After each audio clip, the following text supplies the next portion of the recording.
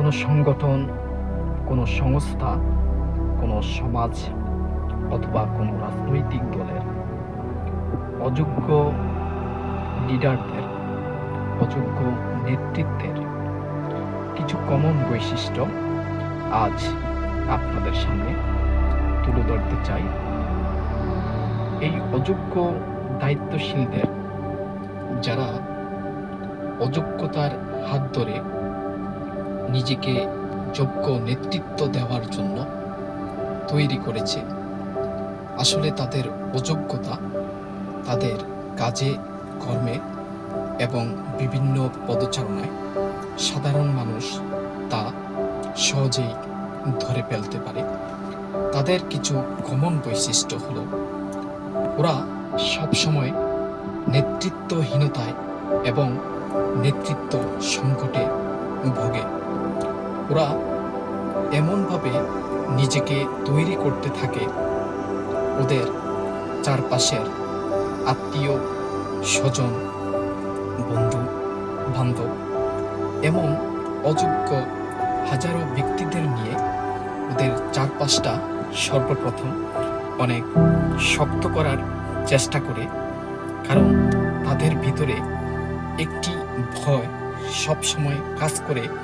আজ আমি যে অবস্থানে পৌঁছেছি, এখানে পৌঁছানোর যোগ্যতা, দক্ষতা, সক্ষমতা তার কোনোটি আমার নেই। এই জিনিসটা তাদের মধ্যে সবসময় বিরাজমান থাকে। এই জন্যই তারা তাদের নেতৃত্বের অবস্থান শক্তিশালী করার জন্য, নিজের অবস্থানকে আরও শক্ত করার জন্য, যাতে কোনোভাবেই তার নেতৃত্ব সংকটে পড়তে না হয়, যাতে কোনোভাবেই তার নেতৃত্ব হারাতে না হয়, এর জন্য তারা বিভিন্ন দল মত গোষ্ঠীর সাথে তারা আপনার বিভিন্ন ধরনের কার্যক্রমের মাধ্যমে, নিজেদের চাটুকারিতার মাধ্যমে, তারপর একটা কোরআন ভিত্তিক কাজ ওরা সবসময় করে থাকে। কিন্তু তাদের এই শক্তিশালী অবস্থান কোনোভাবেই অবশেষে টিকে থাকে না, কারণ যাদেরকে নিয়ে এই কোরআন সৃষ্টি করা হয় তারাও সবাই অযোগ্যতার শামিল।